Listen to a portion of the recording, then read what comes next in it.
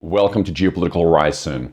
Recently, North Korea test-fired a range of ballistic and recently probably hypersonic missiles, and it's now showing that it's just advancing its missile technology program. It recently also launched a railway-launched missile, in addition to also showing previously submarine-launched capability. So that just compounds North Korea's missile arsenal and capabilities across a range of launch areas.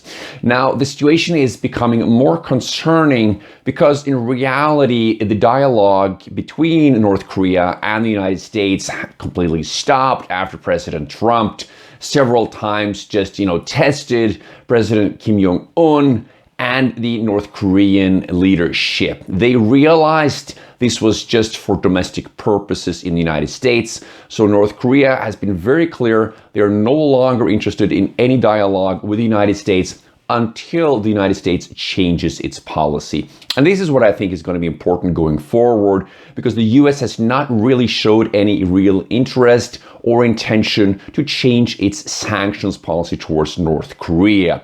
In order to have a change of the entire geopolitical calculus with North Korea, I think that the United States needs to rethink its foreign policy towards North Korea and probably go through how they're going to approach North Korea in the future. By continuing the sanctions policy towards North Korea, that is probably just going to continue the status quo into the future, and then North Korea will only advance its missile technology program even further. Therefore, President Biden, now being about almost 1 year into his first period, if he doesn't change his policy towards North Korea, then North Korea will probably continue on the same current path over the next 3 years until the next presidential election in the United States.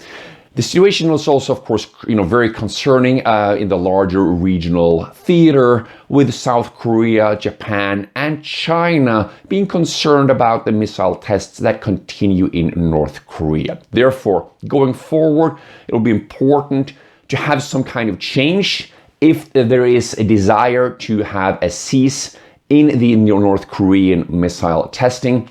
Otherwise, it is hard to imagine that there will be any change in the current situation. What could potentially happen, but doesn't seem to be likely, is a change of leadership internally in North Korea.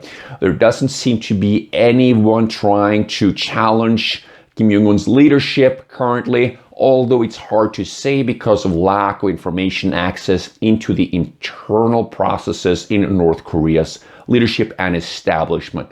Anyone who may want to challenge Kim Jong-un would also probably, very likely, be very quickly stopped by internal security services in North Korea.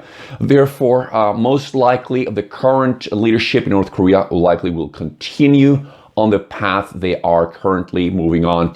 And therefore, I think it's important to find some way to create a negotiation opportunity or potentially some mediated process.